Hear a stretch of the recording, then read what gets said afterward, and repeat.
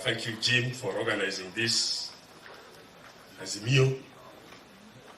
Thank you because the first time I came closer to this kind of gathering is when the Council of Elders came from Kuyu, were in Bondo, and it is good they have come. Bondo is in the south side of Siaya. It is good you have now come to the northern side of Siaya. And there are certain experiences, you know, when you are an old man like me, now you have to share a few experiences. Number one, you see, they normally say what Raila sees when he sat down. You can't see it even when you are on top of Mount Kilimanjaro. Raila had already seen this a long time ago, and therefore we are talking about handshake. And I thought it would be very, very important that we don't leave this thing at the elderly level. We need to segregate the generations so that next time Okode will be inviting, even if it is speakers, across the divide, right? So that we talk about Azimio, yeah?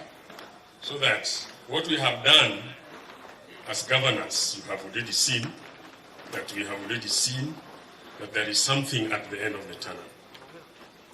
And so, I think, Rabongo, we had a very good session when we met at Two Rivers.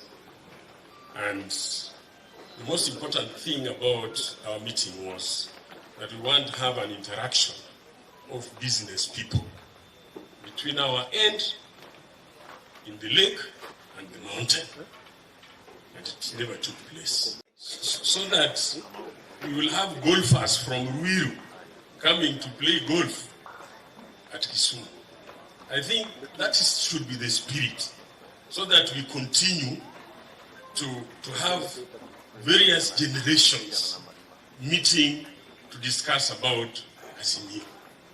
Really, I'm a woman.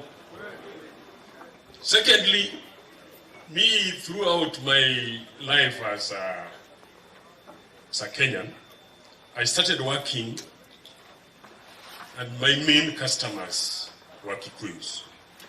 In 1982, when you had prepared the so-called LPO. LPO is the document that the government uses for procurement.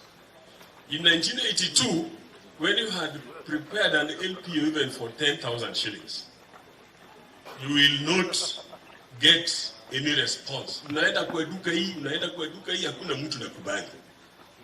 The few Kikuyus who had already known about that are today miles apart.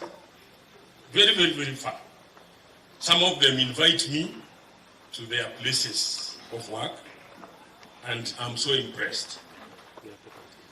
It is also a very important thing to mention here that, yes, Raila will become the president.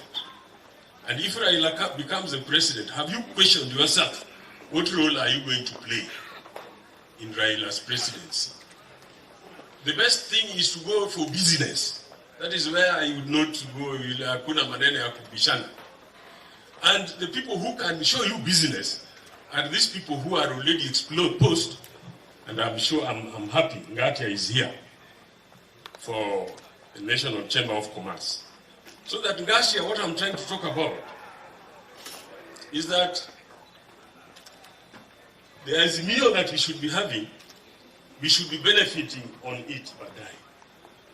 But right now, it is true, the exposure that people from Mount Kenya have, they do international trade, and very few of us are exposed to international trade. So that today, even if we have orders we want to do with Zaire or with Uganda, it will be very difficult to have people doing that.